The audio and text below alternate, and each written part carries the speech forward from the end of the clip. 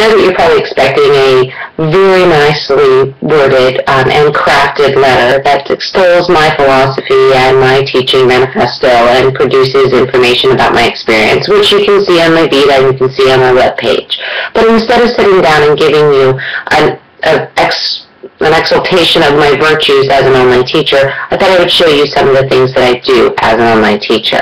And one of the first things I do is always open up my courses with a warm welcome, either using Adobe Captivate or Adobe Illuminate or Adobe Connect to create a video, or for the purposes of today, since I wasn't sure what Rutgers uses for their platform for these courses, I figured I would go ahead and just make a YouTube video, which allows the students in my online classrooms to kind of get to know who I am and to kind of see where I work, and also to put a name with a face, and to disengage from that distance learning that a lot of people feel when they come into the online arena.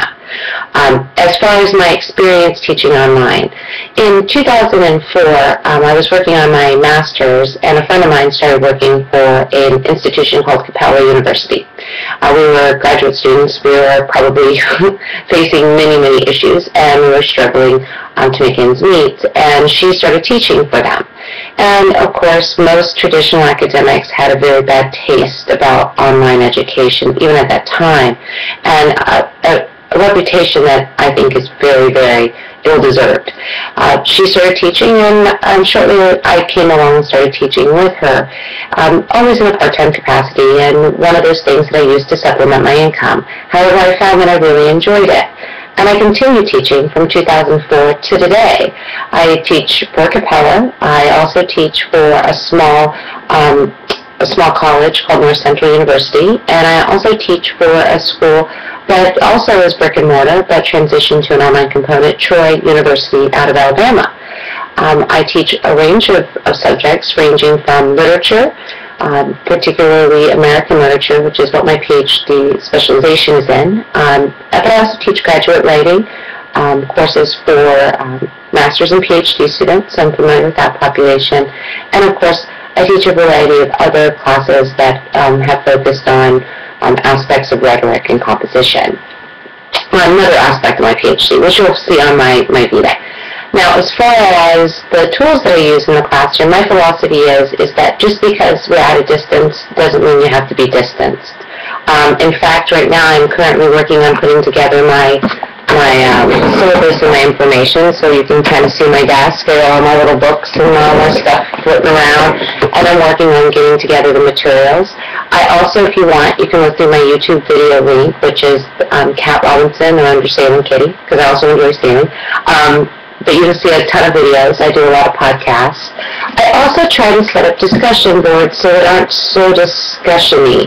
I'm not looking for them to perform a summary or just a blank and analysis of a piece of literature. I'm really looking to see them engage it, to make it live, to make it real.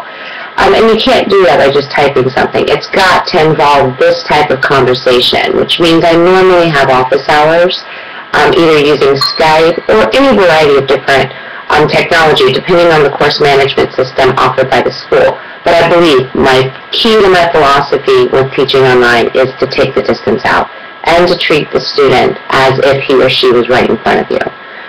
This means that I also have to establish some parameters, because if you're teaching students online, they might access it at 2 o'clock in the morning, and you might be, well, most of the time sleeping.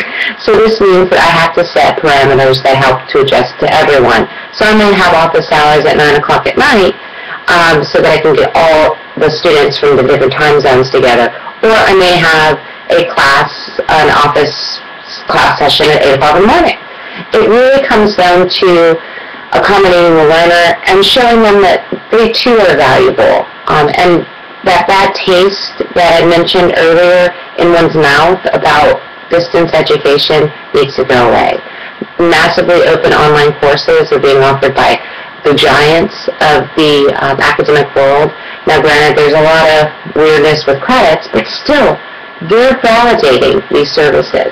So, experience, philosophy, you can kind of see what I do, you can kind of see who I am, which I think is a little bit more personal than just sending you a very dry 2 or 3 paragraph exposition of why I teach, how I teach, and when I teach. If you have any questions, though, I am always available. You can Skype me at Kat Robinson Malone, one word, or, of course, you can send me an email. Thanks so much, and I look forward to talking to you.